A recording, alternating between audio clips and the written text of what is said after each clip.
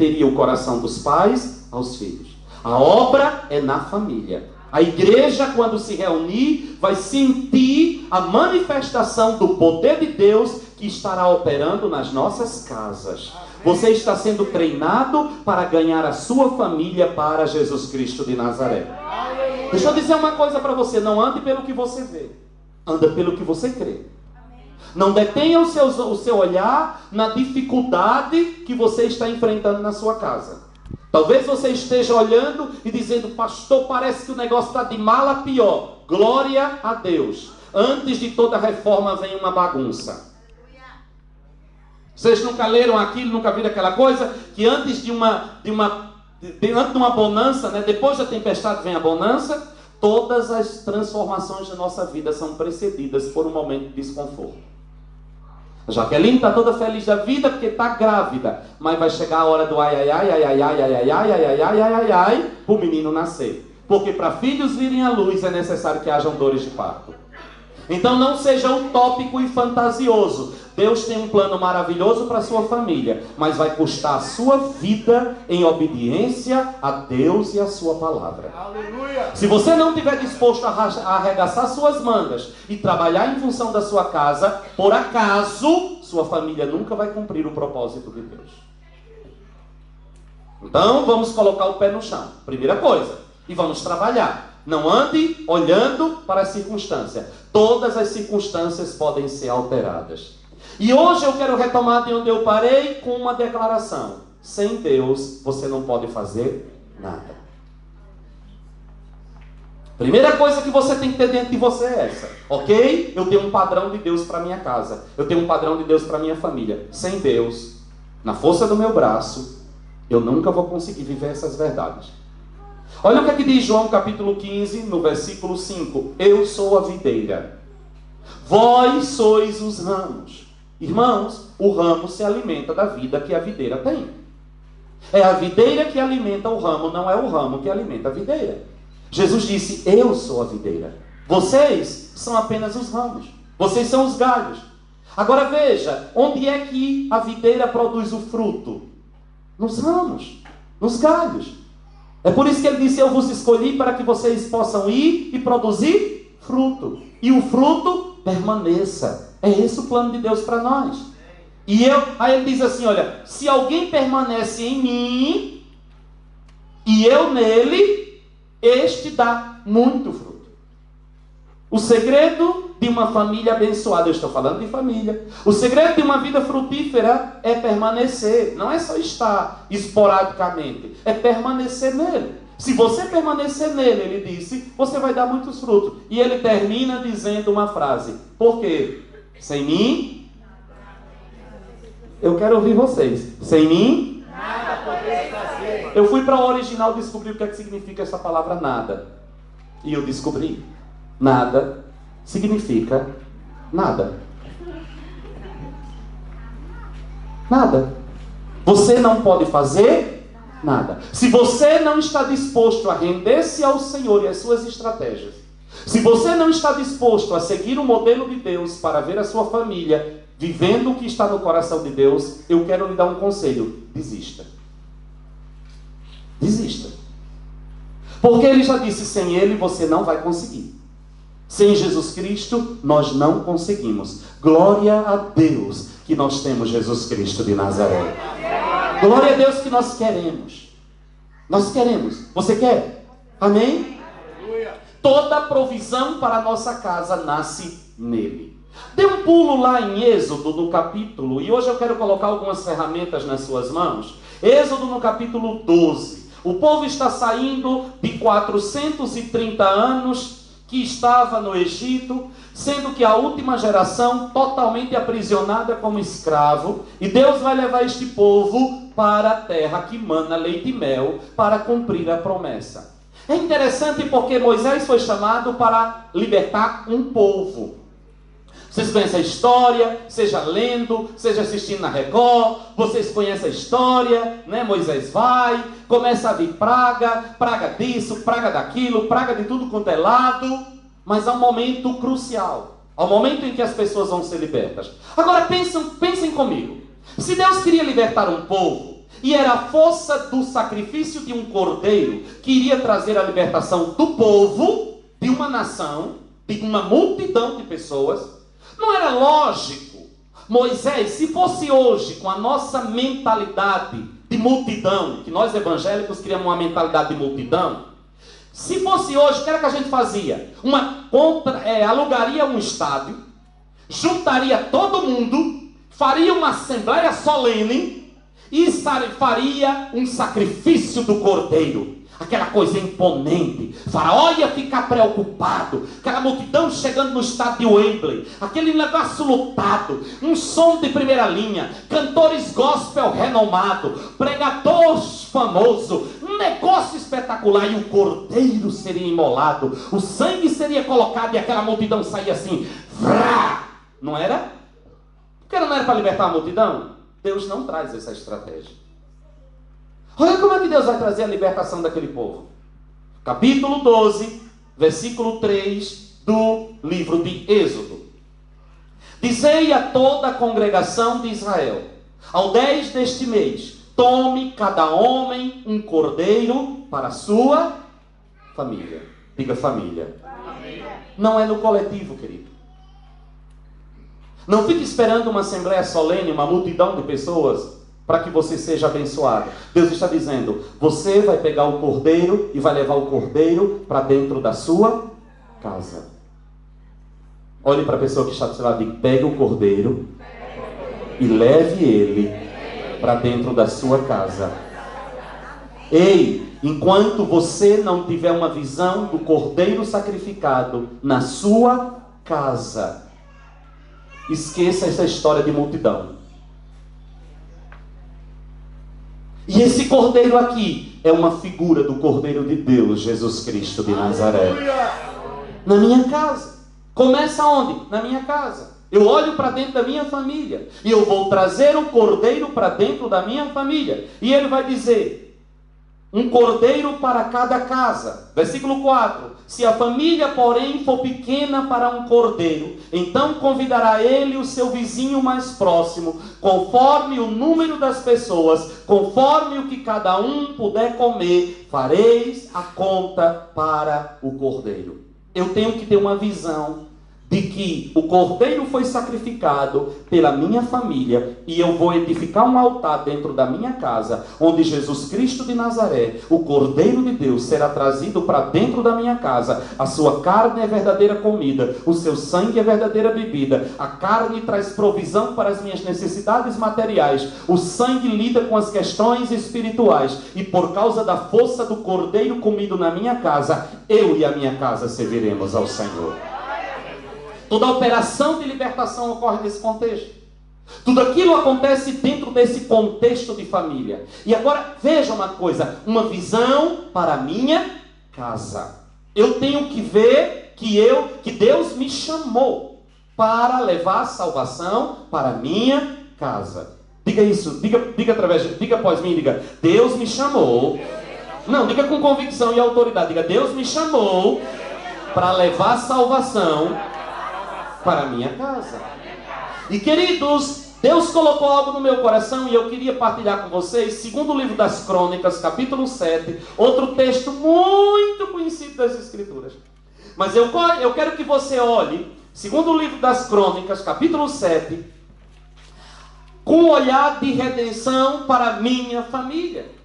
Eu vou trazer o cordeiro para dentro da minha casa. Mas ao trazer este cordeiro que morreu pelo meu pecado, o cordeiro que assumiu a minha maldição, o cordeiro que assumiu a minha condenação, segundo o livro das Crônicas, capítulo 7, eu tenho que entender que a responsabilidade sobre a minha casa se tornou minha. E aqui, queridos, eu queria que você hoje pedisse a Deus que desse a você a capacidade de olhar para os pecados da sua família como sendo seu.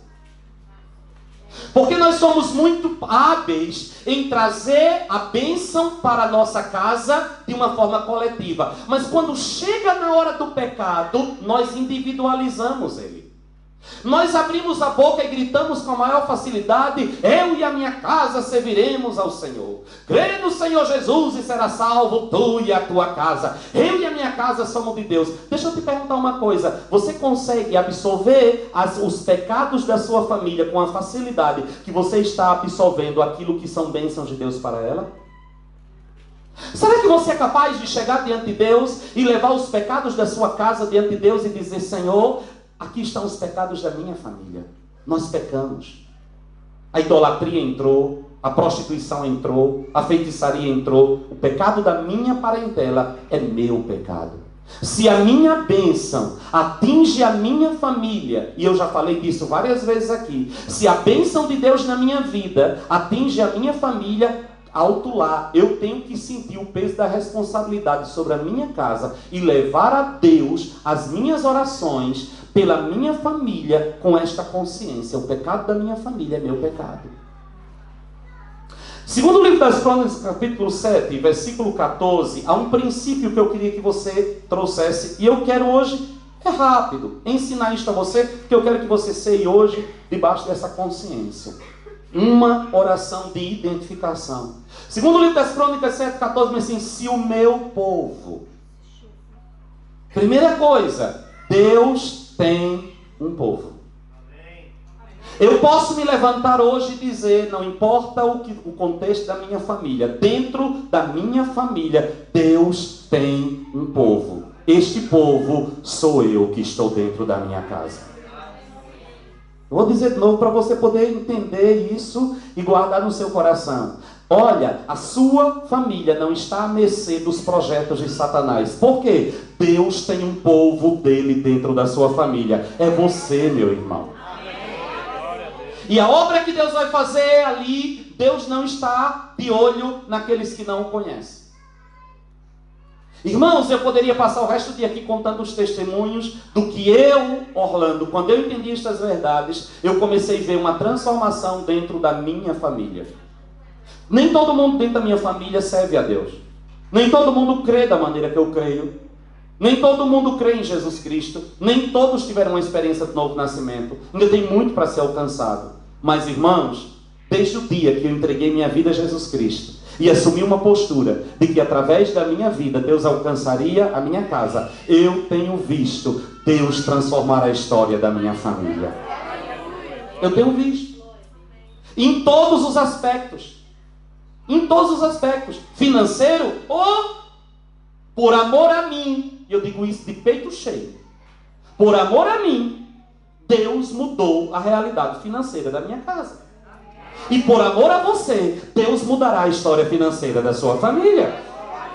Porque, irmãos, toda maldição só se perpetua até que alguém dentro daquela família se levante para quebrá-la. E Deus escolheu você. Deus escolheu. Dê uma balançada na pessoa que está perto de você, mesmo com calor, e diga: Deus escolheu você, viu, rapaz? Eu tenho que olhar. Olha o que é que ele vai dizer: se o meu povo, que se chama pelo meu nome. Pare de esperar que o negócio aconteça no outro. Toda a transformação de Deus na minha família começa em mim. Toda a obra de Deus na minha casa começa em mim. Não espere que o seu marido que não conhece a Cristo tenha uma posição que Deus está esperando de você.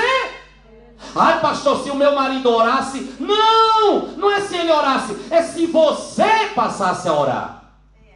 Se o meu marido se arrepender, Deus não está esperando que o seu marido se arrependa. É que você se arrependa no lugar da sua família. É que você olhe para os pecados da sua família como sendo seu. É que você tome isso nas suas costas, leve a Deus e não ore na terceira pessoa.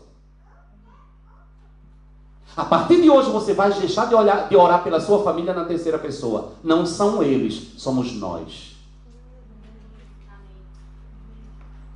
Se o meu povo, que se chama pelo meu nome, vocês conhecem o texto, se humilhar, baixar o tupete, parar de se achar o bom, parar de se achar superior aos outros da família que não conhecem o Evangelho, se humilhe, desça e ore, e se arrependa. Do que, pastor? Dos pecados da sua família. Aí Deus disse: eu ouvirei do céu. Posso ouvir um amém da igreja? Eu ouvirei do céu. Irmãos, Deus não ouve pecadores, diz a Bíblia. Eu ouvirei do céu, eu perdoarei os seus pecados. Os pecados de quem? Da minha casa, Deus perdoará. E como consequência, eu sararei a sua terra. Irmãos, aqui está uma arma poderosa. Eu irei a Deus em favor da minha família, tomando os pecados da minha família como se fora meu. Pastor, isso é bíblico? Abra sua Bíblia em Daniel, no capítulo 9. Deixa aí Crônicas e vá lá em Daniel no capítulo 9. O povo está vivendo dentro do cativeiro babilônico e Daniel é um homem justo. Será que alguém tem dúvida de que Daniel era um homem justo? A Bíblia diz que o jovem Daniel decidiu não se contaminar com as iguarias do rei da Babilônia. Vá lá, Daniel capítulo 9. Ele decidiu não se contaminar. Daniel preferiu ser jogado na cova de leões do que parar de orar. Diga aí. Ele preferiu morrer do que parar de orar. Um homem sábio, um homem entendido, um homem que buscava o Senhor. Aí Daniel vai examinar as escrituras e ele descobre pelas profecias de Jeremias que o cativeiro do povo na Babilônia duraria 70 anos. Há uma promessa. Diga uma promessa. Nós vimos uma promessa em Malaquias 4, de que Deus converteria o coração dos pais aos filhos. Daniel não ficou deitado em berço esplêndido ao som do mar e à luz do céu profundo, esperando que a profecia se cumprisse por osmose. Tem gente que acha que pelo fato de Deus ter prometido vai acontecer por acaso. A profecia revela a vontade de Deus, mas a vontade de Deus só se materializa quando Deus se une a alguém que dê voz a esta vontade e gere ela. Ah, quem tem promessa não morre. Morre! Ai, quem tem promessa não morre sem ver cumprida. Quem disse isso? Quem disse isso? Então Deus estava mentindo quando disse a Moisés: tira o meu povo e leva para a terra que eu prometi a Abraão, Isaque e Jacó. E Deus estava mentindo? E Moisés levou? Não, morreu. Morreu. Você sabia que muitas promessas que Deus fez a você não vão se cumprir em você? Vão se cumprir na vida dos seus filhos, dos seus netos, dos seus bisnetos, mas a promessa vai se cumprir em nome de Jesus Cristo de Nazaré. Mas eu quero que se cumpra na minha vida. Deus disse a Abraão: olha as estrelas do céu, olha as areias, os grãos de areia da praia do mar, a tua descendência será maior do que essa. Quantos filhos Abraão viu nascer? Meia dúzia de gato pingado. Abraão na carne viu essa multidão de filhos? Não, morreu. E a promessa continuou firmada no céu. E hoje tem judeu espalhado em tudo quanto é canto. E onde não tem judeu, tem árabe. É tudo filho de Abraão. A promessa está cumprida. Eu estou vendo a promessa. Deus não está preso ao tempo. Agora eu tenho que me posicionar. Ah, pastor, o profeta tal era falso profeta. Por quê? Porque ele profetizou que Deus tinha uma coisa para fazer na minha vida e até hoje não aconteceu. O que é que você fez com a profecia que você recebeu? Ah, botei na gaveta e fiquei esperando acontecer. Ah, coitado. A profecia revela o desejo do coração de Deus. Toda profecia precisa ser gerada.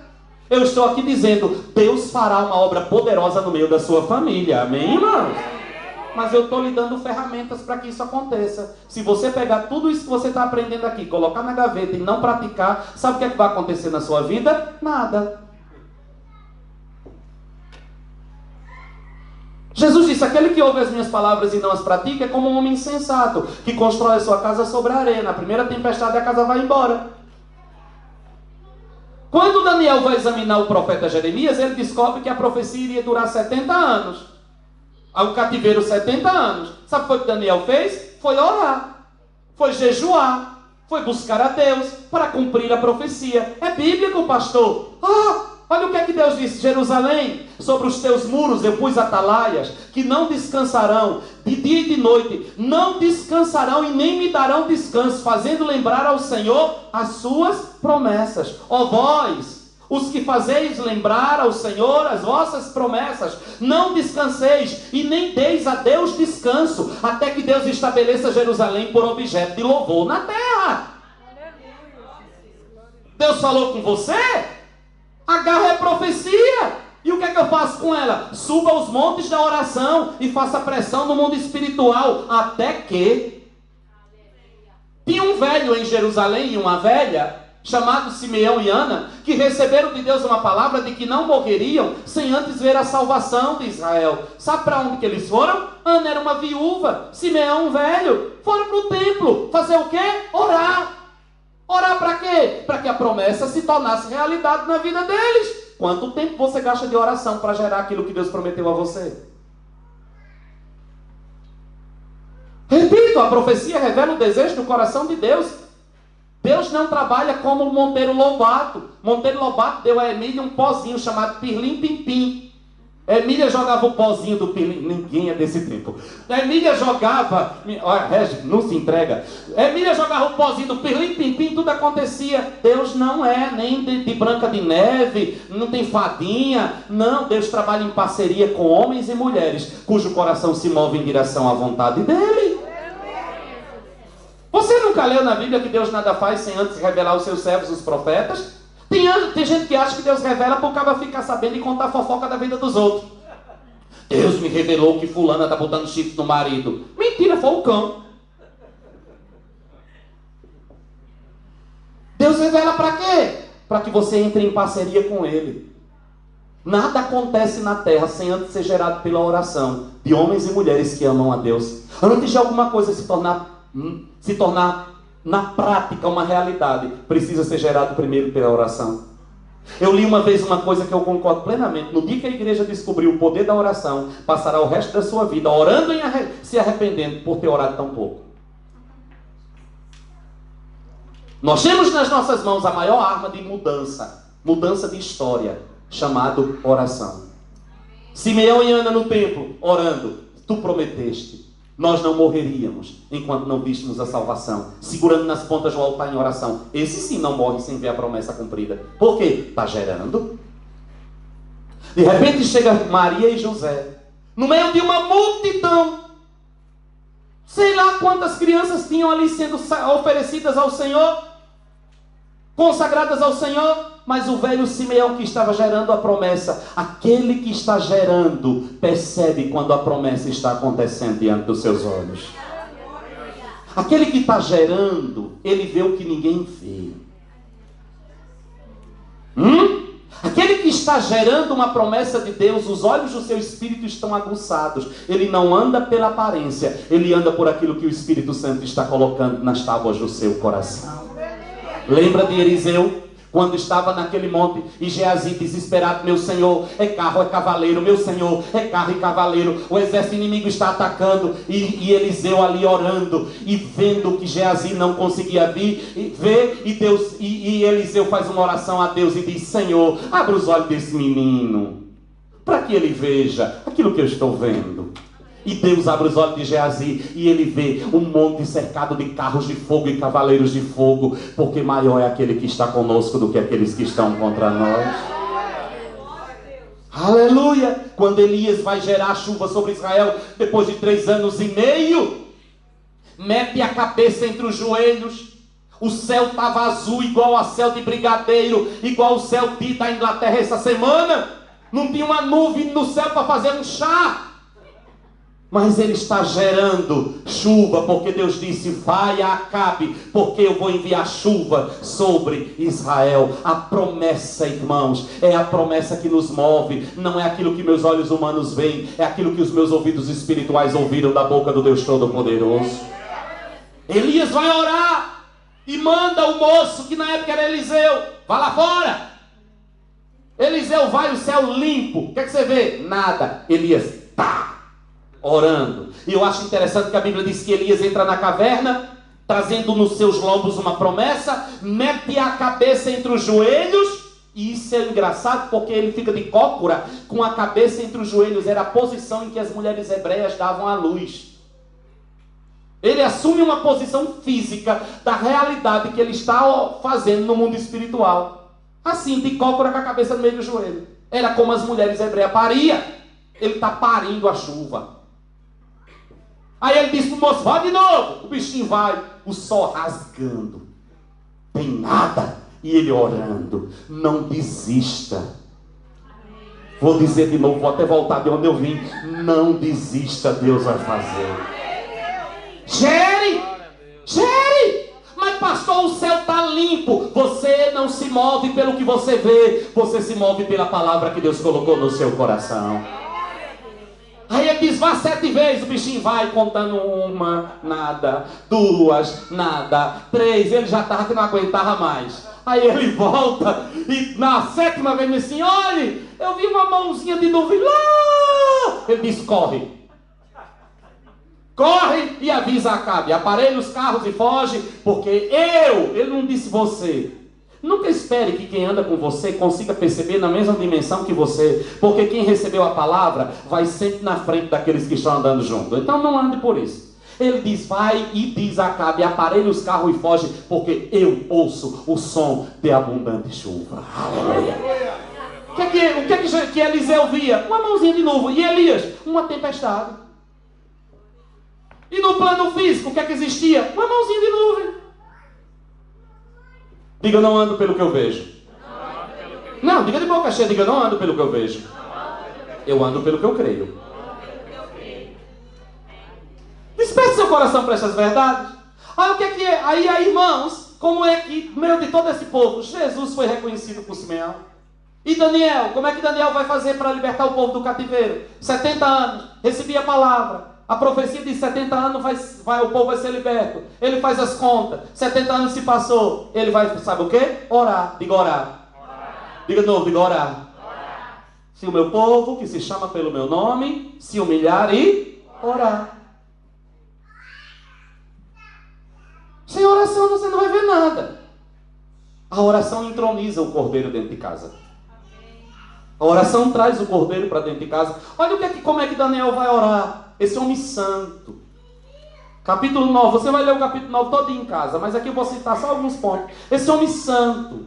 Esse homem íntegro. Olha como é que ele ora. No versículo 5. Ele começa assim, ó. Pecamos. Como? E cometemos iniquidade. Procedemos impiamente e fomos rebeldes.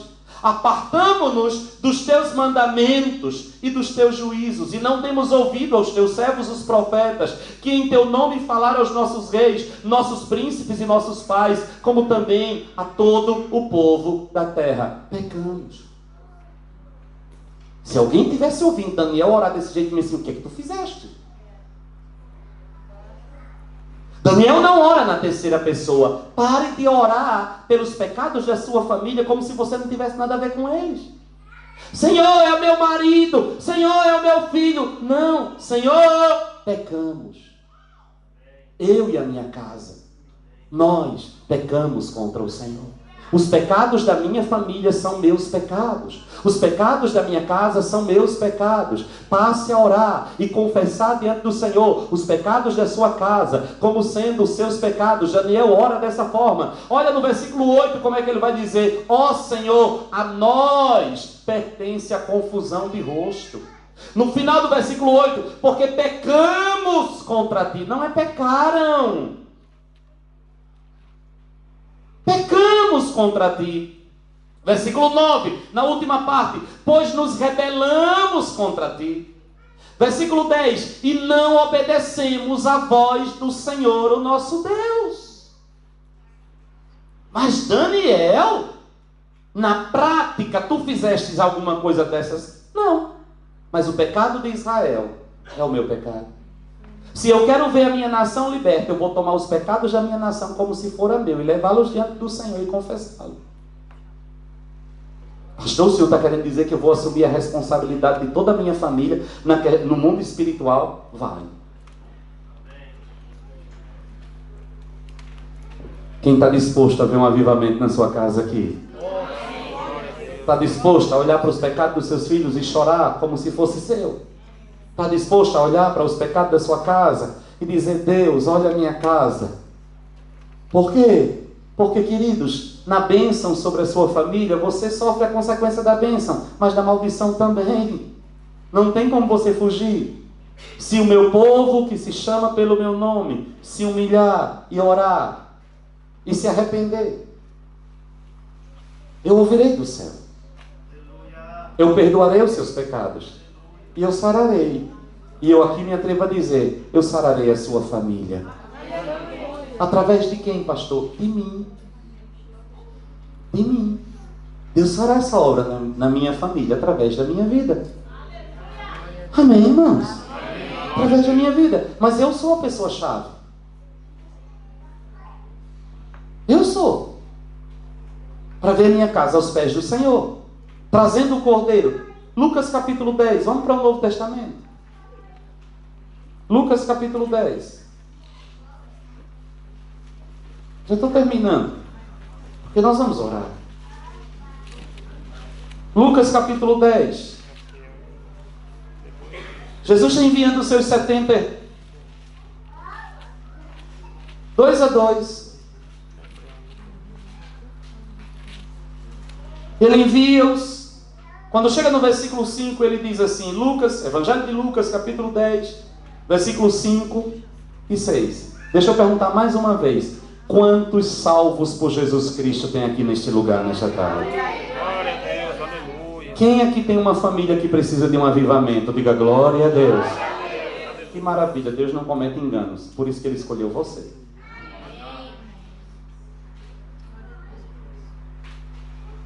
E tudo começa no mundo espiritual.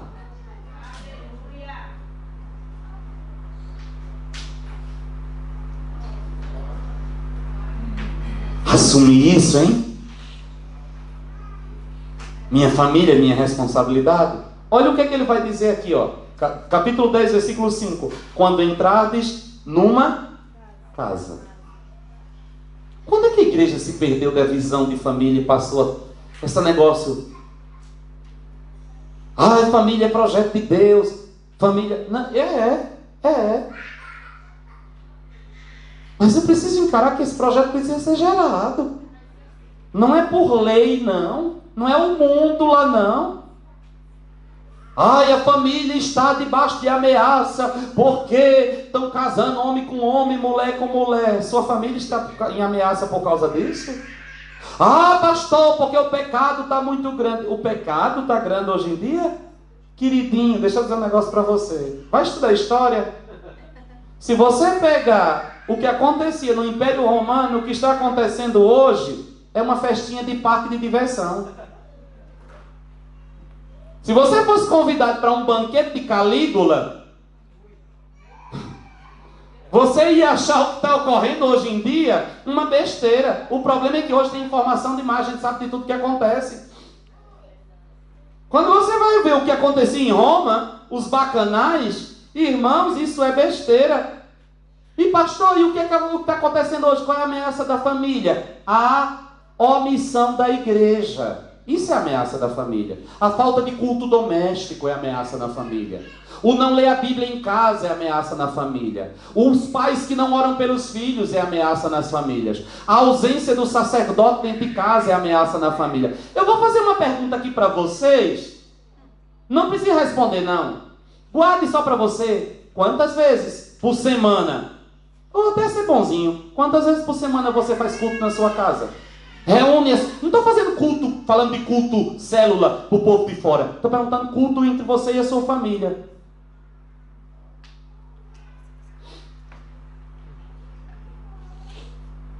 Então sua família está debaixo de ameaça.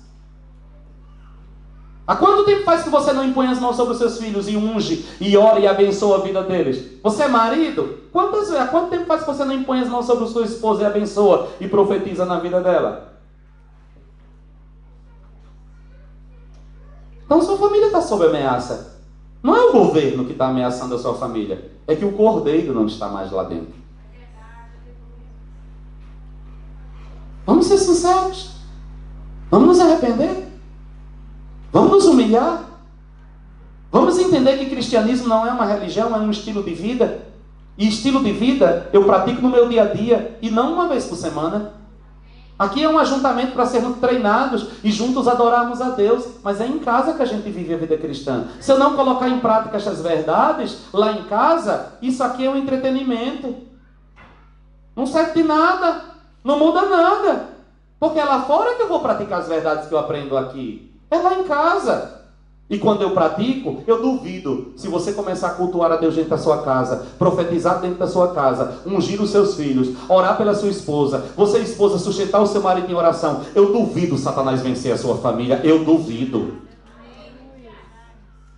Mas nós nos omitimos. Aí jogamos a culpa no governo, que estabelece lei. Ai, pastor, que eu sou contra aborto, eu sou contra casamento de homem com homem, mulher com mulher. Eu sou contra isso. Eu não faço casamento de homem com homem, nem mulher com mulher, não me importa o que o mundo está fazendo. E aborto? Ai, pastor, é crime, matar criança é crime. Deus julgará. Glória a Deus que cada feto abortado vai direto para o trono. E essas crianças chegarão primeiro na glória. E quando nós chegarmos lá, elas vão estar todas lá aguardando o arrebatamento da igreja. Posso ouvir um amém da igreja? Agora você se sente ameaçado por isso? Ah, porque agora vai ser legal. E você é crente não aborta só porque é ilegal?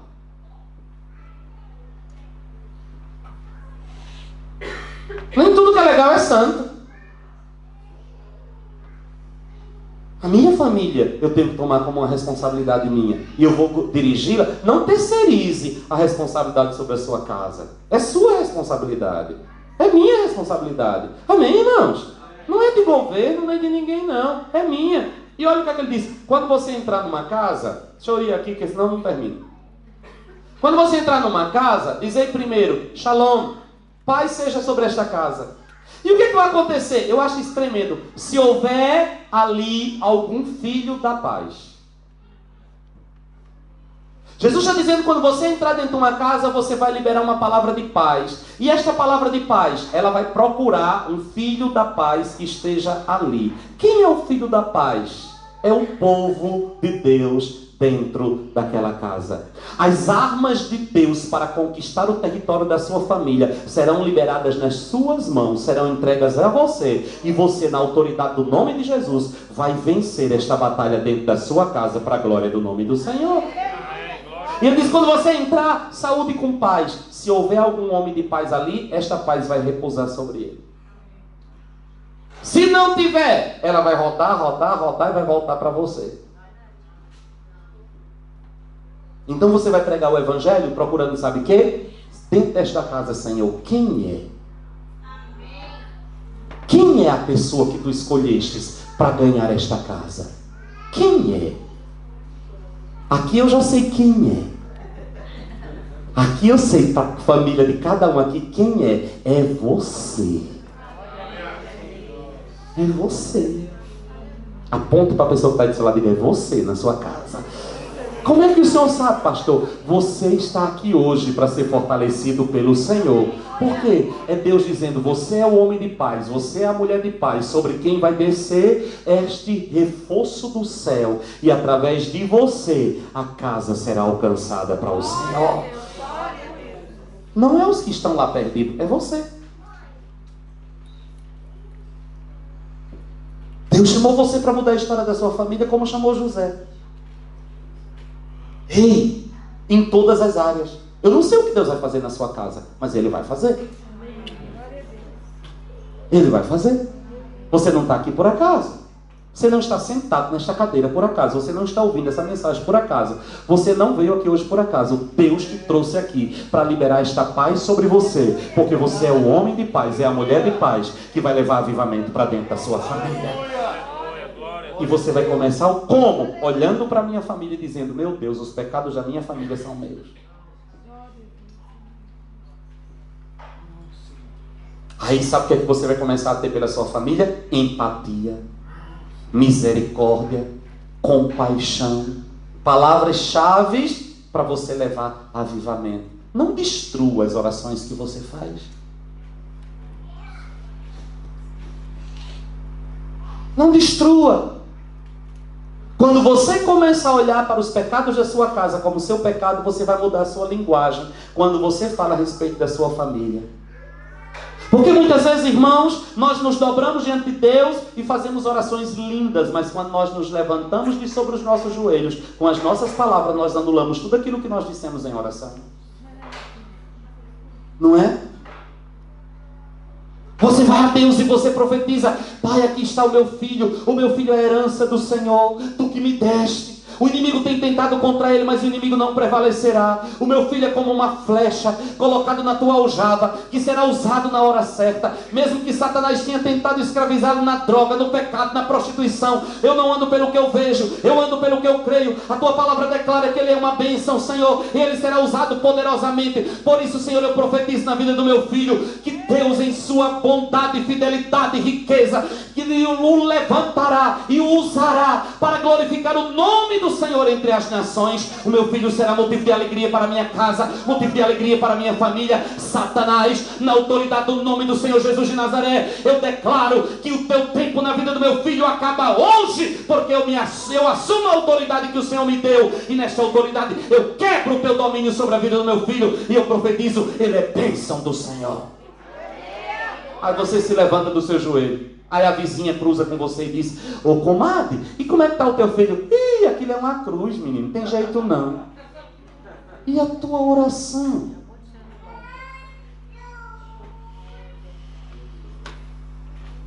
Você vai orar pelo seu marido? Pai, a tua palavra declara que a esposa santa santifica o marido. Eu sou uma mulher santa, eu me levanto na minha geração e eu declaro: o meu marido não será levado por Satanás, ele é sacerdote na minha casa. Eu quebro toda a autoridade do inimigo na vida dele. Eu profetizo que a tua palavra entrará no seu coração, a luz do evangelho penetrará nele, e ele se levantará como um profeta de Deus nesta geração. Aí você encontra alguém no meio do caminho e diz: como é que está teu marido? Ih, aquilo é uma cruz na minha vida. E a tua oração? Senhor, orar pela sua esposa. Senhor, eu te louvo pela esposa que tu me deste. A tua palavra me diz, ó Deus, que quem acha uma mulher acha um tesouro. Eu encontrei um tesouro. Ela é submissa, ela é amável, ela é uma coluna na minha casa, ela é ajudadora, ela veio para contribuir, ela veio, Senhor, para acrescentar na minha vida. Eu a santifico pelas palavras da minha boca, Senhor, assim como Jesus santifica a igreja, a sua noiva, com as palavras que saem. Eu profetizo na vida dela toda sorte de bênção. Eu profetizo, Senhor, que ela será levantada como uma grande profeta nesta geração, uma mãe dedicada, uma esposa amorosa. Aí levanta, aí o primeiro amigo encontra com você na esquina e pergunta: ei, a tua mulher? Ih, aquilo é só maracujá de gaveta, só Deus, não estou aguentando mais. E a tua oração? Sabe por que você muda o seu discurso entre a tua oração e aquilo que sai da tua boca? Porque você ora o tempo inteiro como os erros da sua casa não tivessem nada a ver com você. Porque você não fala de você usando os mesmos adjetivos que você usa quando você se refere aos outros membros da sua casa. Por quê? Porque quando trata-se de você, você sente na pele que os teus defeitos são teus. Aí você trata com um carinho diferente, porque são teus. Na hora que você começar a olhar para os pecados da sua família e dizer: são meus também, você mudará a linguagem.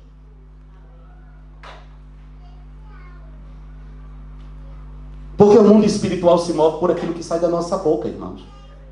A Bíblia diz que pelas tuas palavras sereis julgados, pelas tuas palavras sereis absolvidos. Palavras são sementes, palavras têm poder, palavras não morrem, palavras se reproduzem. Deus criou todas as coisas pela palavra, e nós somos os únicos seres na terra que Deus deu autoridade de palavra, porque Ele nos criou a sua imagem, segundo a sua semelhança.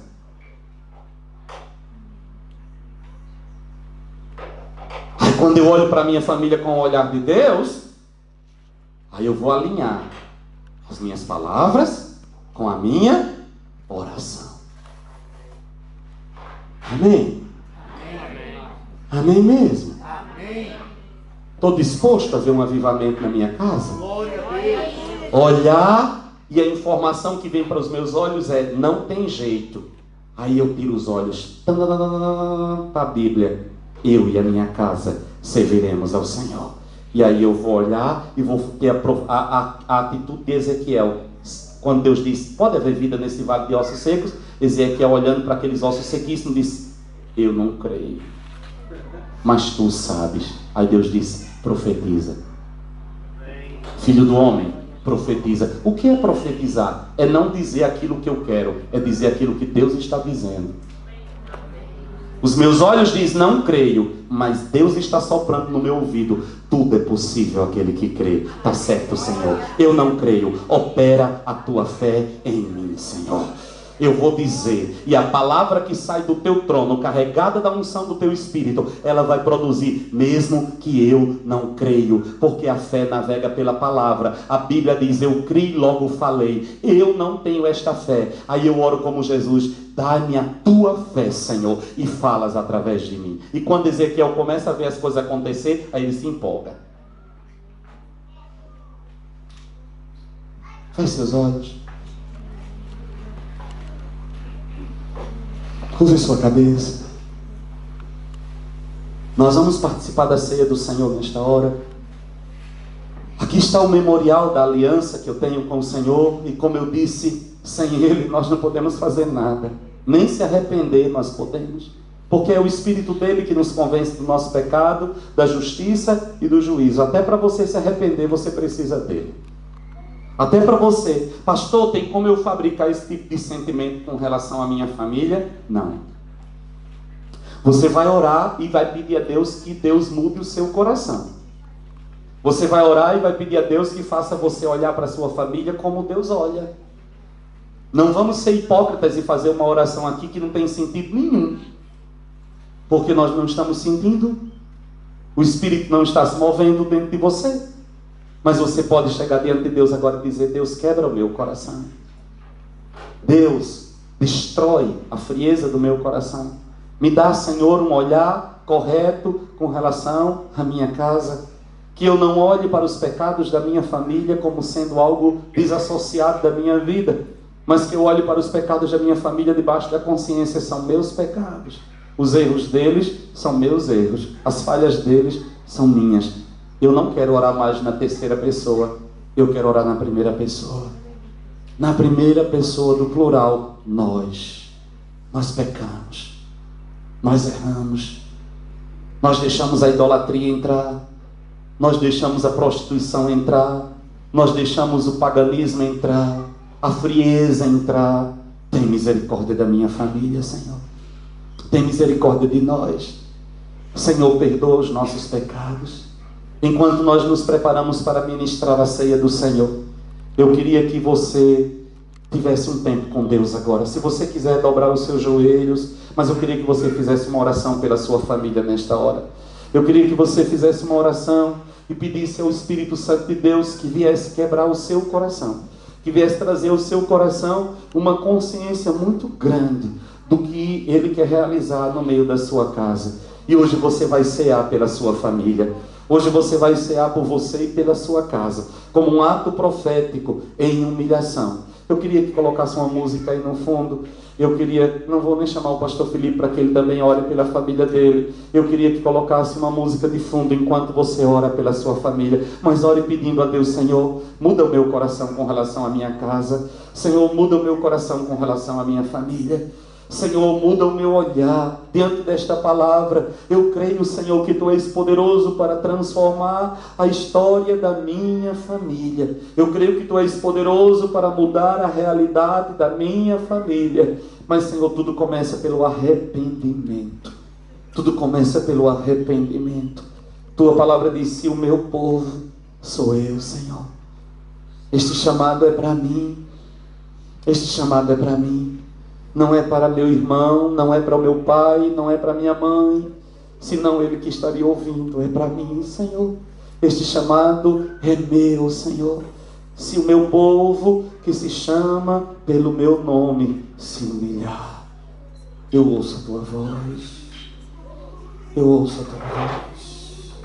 Ore, meu irmão. Feche seus olhos. Ore por você.